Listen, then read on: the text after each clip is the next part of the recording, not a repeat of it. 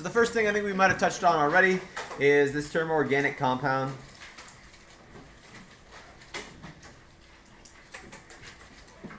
And we said, organic doesn't necessarily mean that it came from fresh market.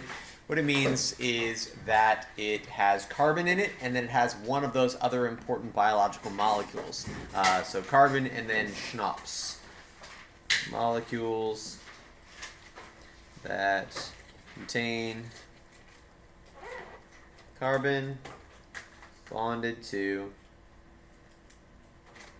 one of the other things in schnapps.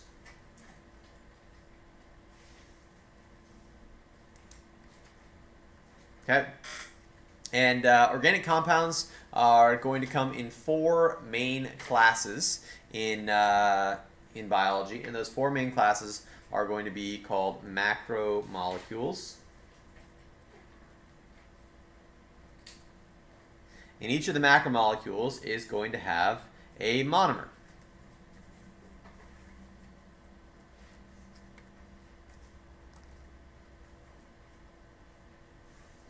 So, the first macromolecule that we're going to talk about today is carbohydrates.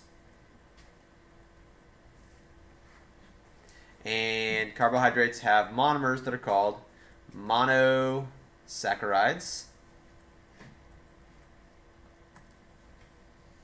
Second macromolecule is called a protein. And it's got monomers that are called amino acids.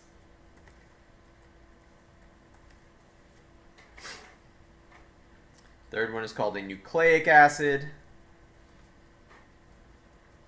And it's got a monomer called a nucleotide. And the fourth macromolecule is called a lipid.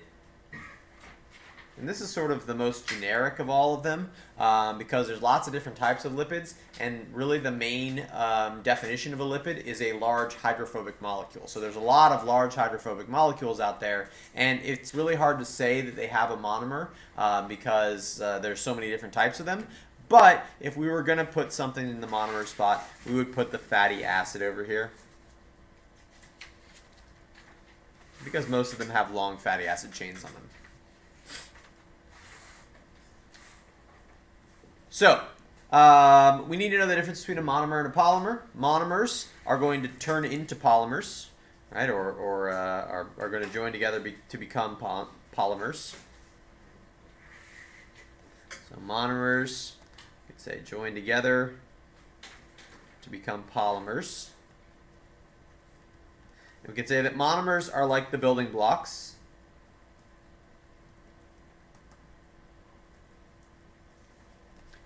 And the polymers are the macromolecules.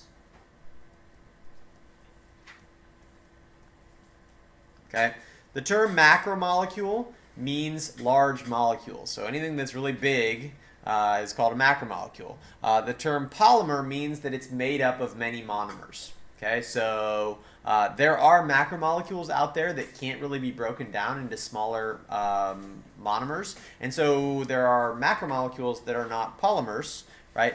But there are not polymers that are not macromolecules. All of the polymers are macromolecules. Sort of like how, not all not all fingers are thumbs, but all thumbs are fingers, right? Same thing. All right, so the way that we denote these, or the way that we draw them in a model, is a monomer is going to be a little triangle, and the triangle represents its carbon skeleton, and then we draw any important functional groups on it. And for the purpose of this, the 2 important functional groups that we're going to draw are the hydroxyl group and the hydrogen group. Okay? And then a polymer is going to have each carbon skeleton, each unique carbon skeleton that represents the monomers, and then any important functional groups on the end. So something like this. Okay, and you can see how if we wanted to chain this monomer onto this polymer, it would be a very simple reaction in which we would just have to get this hydrogen to react with this hydroxide here, and then that would join these two this monomer up with this polymer, right? Okay, so that type of reaction is called a dehydration reaction.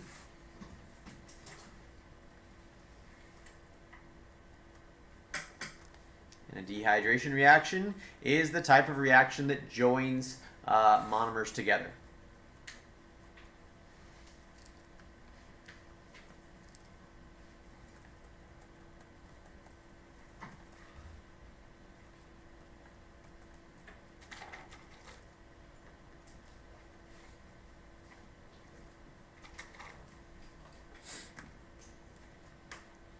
Okay. So why do we call it a dehydration reaction? Let's look at two monomers here.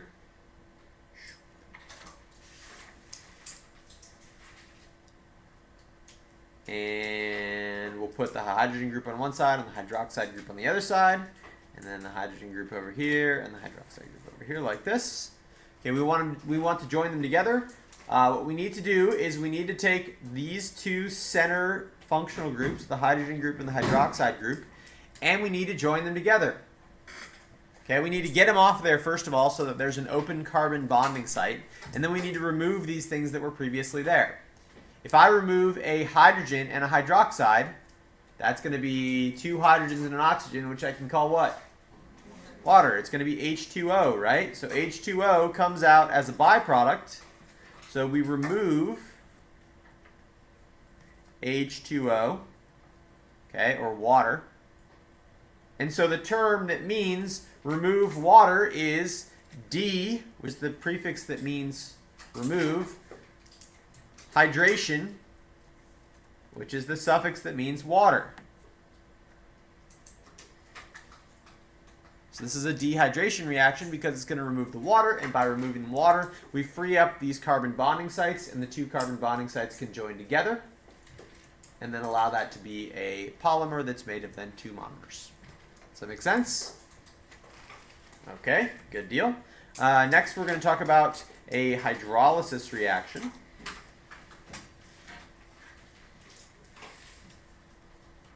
Hydrolysis reactions are very important because we eat a lot of polymers, but we don't need any polymers, or very few polymers. Most of the stuff we need are the monomers because we got to build our own polymers. So we got to be able to break these polymers down into their monomers. Okay, type of reaction that breaks polymers into monomers. So if we have a polymer, this, so this is like a disaccharide or something like that, and we need to break it apart, we can't just leave two open carbon bonding sites. We've got to add something to those open carbon bonding sites. So what we do is we take water, H2O, and we put it into that carbon bonding site, and we use the water to break apart this polymer here.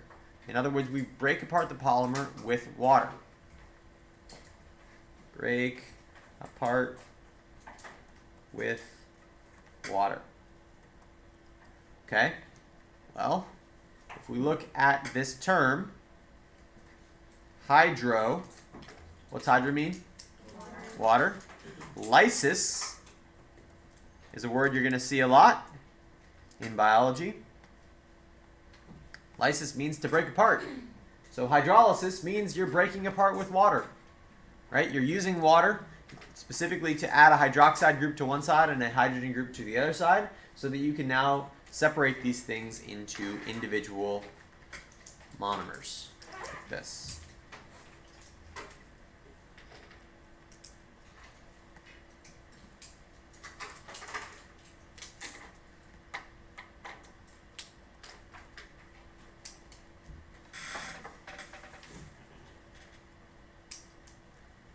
Questions on that?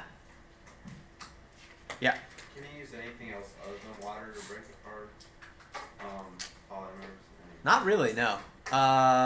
It's mostly just water. So a lot of your digestive processes require water for that very purpose, to break down the polymers and the monomers. Yeah. octamonomers only like have hydrogen and That's going to be the spot where they're going to bond, but it's not necessarily just a hydrogen group or a hydroxide group. That hydroxide could be part of like a carboxylic acid, or like part of, and the hydrogen group could be part of like an amine group or something like that. But it's always got to be a hydrogen and a hydroxide. It's just like where it could be part of another larger functional group. Yeah. Do different polymers require different amounts of water? Nope. They're always going to require 1 molecule of water to break down each individual monomer. Yep. All right. So that's organic compounds. Now we're going to talk about carbohydrates.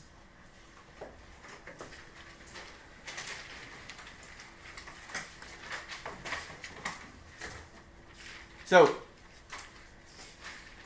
carbohydrates have 2 main purposes. But if we had to define what a carbohydrate was, we would say it was a molecule that was made out of only carbon, hydrogen, and oxygen.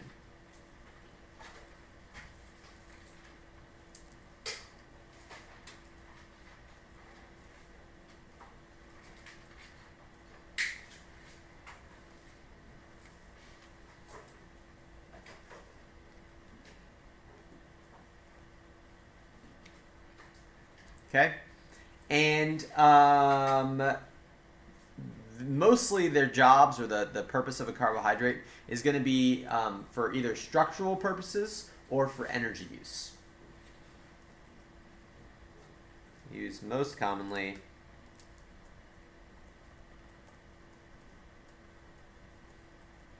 for structure and energy, because it's going to easily fall into the process of cellular respiration. Okay, so the first group of these are called monosaccharides.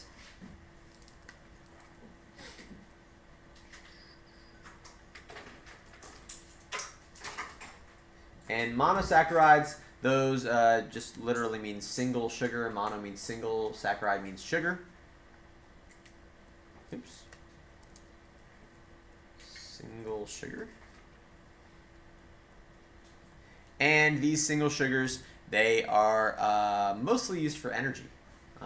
But they're always going to come in the exact same formula type. Okay, so always have the formula CXH2XOX. Okay, so whatever the X is, you can dump it in there. So we can say, okay, if X is 5, then that would be C5H10O5. Okay, the most common type is 6, so C6H12O6. And we name these types of sugars based on the number of carbons that they have. So if it was 5, we would call it a pentose. If it was 6, we would call it a hexose, right? And again, the most common types of sugars that we're going to talk about are hexoses. Okay. Normally, as I said, they're used for energy. Used as an energy source.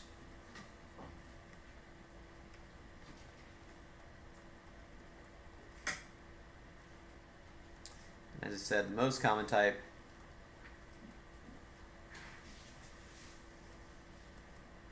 is C6H12O6, which is a hexose. And the 3 that you've probably heard of that are hexoses with that same formula are fructose, glucose,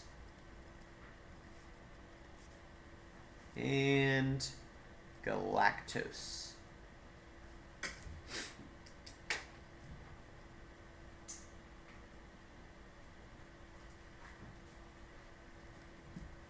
Okay, fructose, glucose, and galactose all have the same formula, C6H12O6. They are not the same sugar.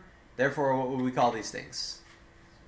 We call them isomers of one another, because they have the same formula, but they have different structures, and therefore they act differently. Okay. Fructose and glucose are probably the ones that we're most familiar with. Fructose, when compared with glucose, is about 100 times sweeter to your taste buds. Okay, so if you want something to taste really sweet, it's good to put a lot of fructose in it. If you've ever had a pure glucose tablet, it's disgusting. So for people who are diabetic, they make these tablets of glucose, and if you ever put like a pure glucose tab in your mouth, it doesn't taste right. It tastes chalky and weird and like not what sugar's supposed to taste like, because we're not used to having pure glucose. Another place that you might have been exposed to this is if you've ever had Pedialyte.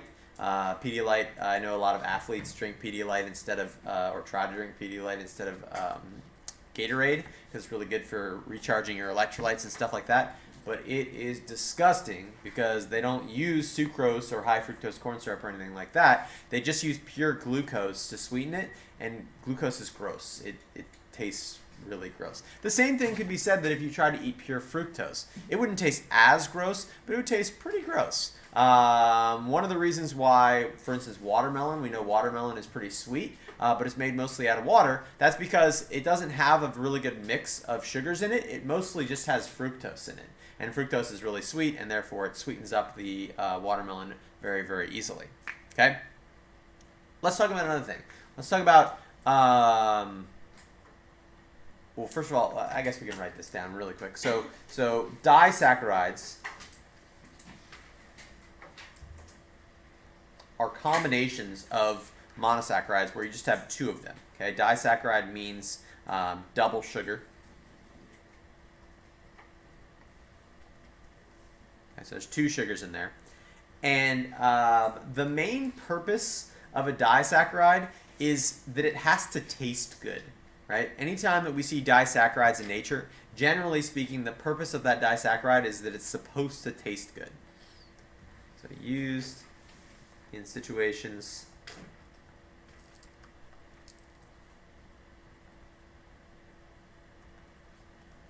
where they need to taste good.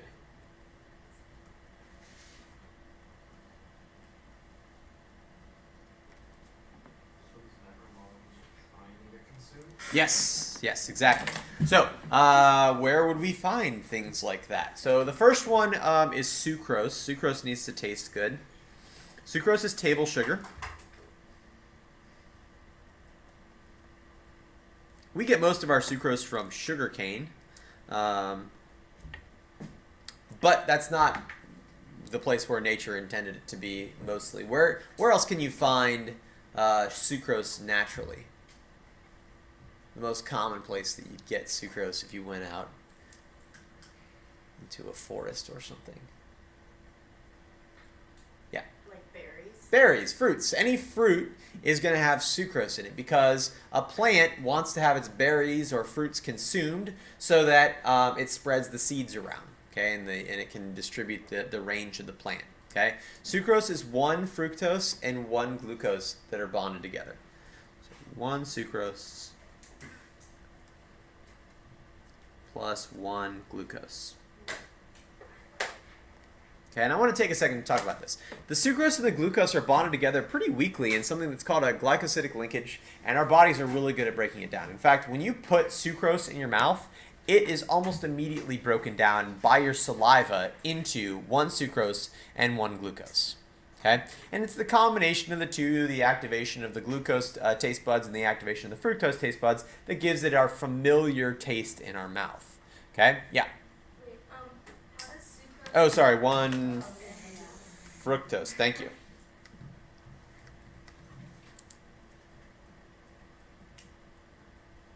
One fructose and one glucose. That makes more sense.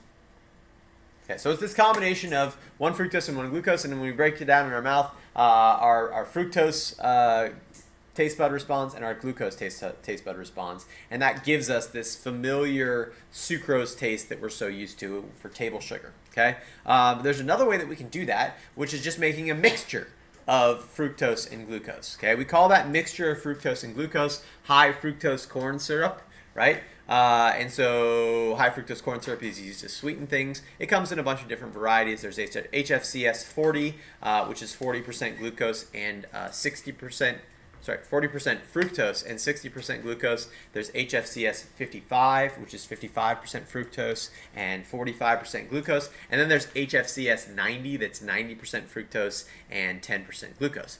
So if you want something to be really sweet, you can throw a little bit of HFCS 90 in there, and because the fructose is 100 times sweeter than the glucose is, it doesn't take nearly as much of it in order to get the same, sweetness out of our taste buds. Okay?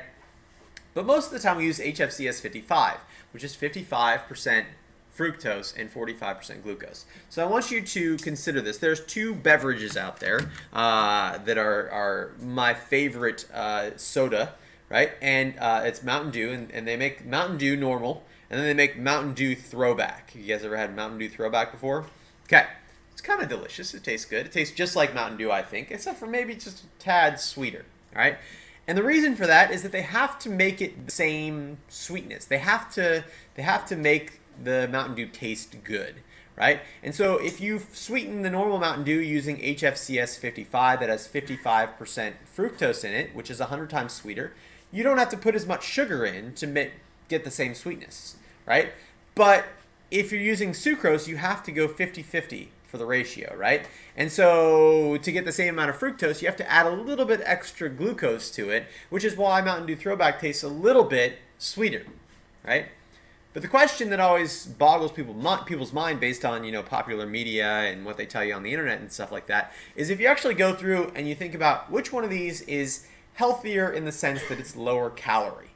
Is the Mountain Dew Throwback healthier because they use pure cane sugar, sucrose, or is the normal Mountain Dew healthier that uses high fructose corn syrup? Well, spoiler alert, neither of them are healthy, right? They're both just mostly sugar and water, and you're better off just drinking water. But if you have to drink one, the normal Mountain Dew actually has less calories in it, right? And it has less calories because it takes less HFCS 55 to achieve the same amount of sweetness as it does to put in just pure sucrose because you're getting more fructose per glucose. Does that make sense? So, what's the big difference between high fructose corn syrup and sugar? Why don't we use sugar instead of high fructose corn syrup? Why do we use high fructose corn syrup instead of sugar? Well, it's government subsidy. There's really no difference in nutrition between the two. They're both not great for you. They're sugars, and you should take everything in moderation, right? But there's no difference as far as how your body processes them, because as I said, when you put sucrose in your mouth, it breaks down almost immediately into fructose and glucose, just like the HFCS does, which is a solution of fructose and glucose. All right, that was a aside. Anyways, let's talk about another one. Another place where we need things to taste good, lactose. Where would we find lactose? In dairy products. Sure. Why do dairy products need to taste good? Yeah, because little baby things drink them. Okay? And you need baby things to want to drink their food. Otherwise, they do not become adult things because they die. Right? So lactose needs to taste good, and therefore it's a disaccharide, which uses one glucose plus one galactose. And that combination gives us that characteristic good taste that we want to eat. Okay? Polysaccharides.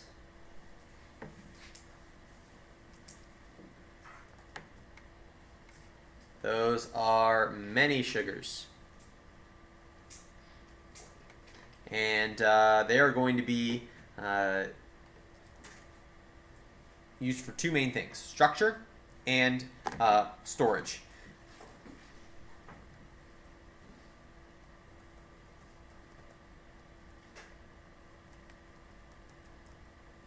The main difference between them, if they're used for structure and storage, is how many linkages there are between each of the monomers. If there's a whole bunch of linkages, you can be pretty sure that's used for structure because you don't want the structure to be able to be broken down. If there's just a few linkages, we know that's going to be for storage because we want to be able to store it and then get it back at some point. Okay? So, the structure ones.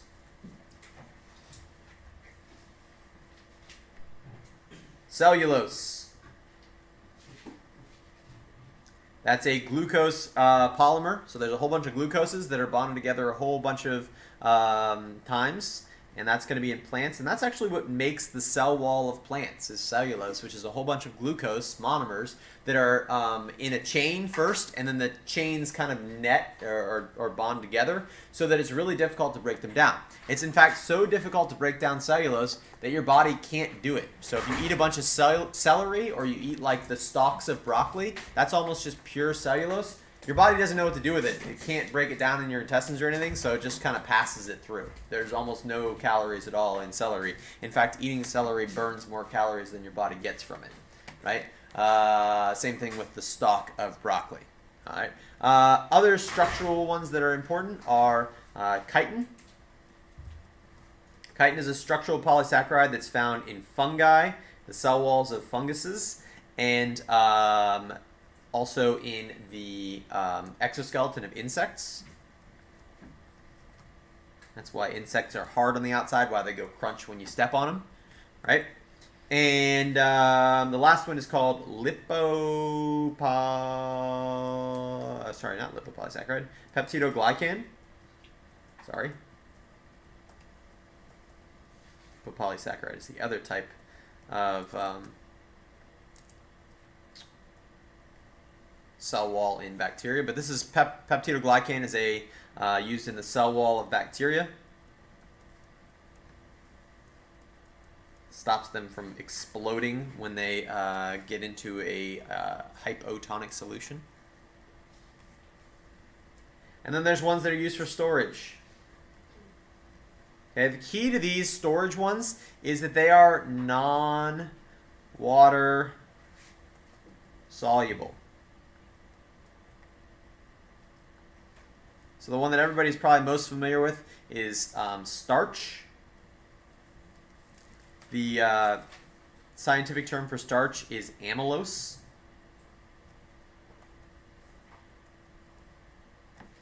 And so like in a potato or something, you're going to have a lot of starch. And that's great because if you put a potato in water, the potato is not going to dissolve. It's not going to break down because it's non-water soluble.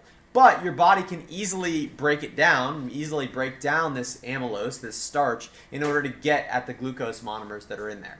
Okay, the plant can do the same thing. So if a plant doesn't need to use the glucose immediately, it can put them in the form of starch, and then it can easily just break them back down. But if it puts it in the form of cellulose, it's going to be much more difficult to break back down because there's more bonds in between.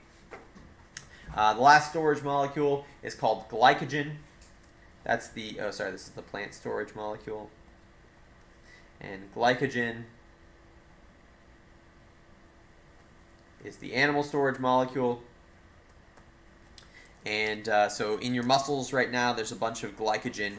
And so if you were to go on a fast for a long period of time, your body would start to feel horrible. And the feeling of you feeling horrible is your body releasing the enzymes that are breaking down your glycogen that's in your muscles and turning it into glucose to keep your blood sugar up. Right? And your body makes you feel horrible to tell you to eat. It's like, hey, I hate not eating, please eat. So it's just, kind of reminding you that you need to replenish that store of sugar, otherwise you'll die. Questions on that? All right, that's it.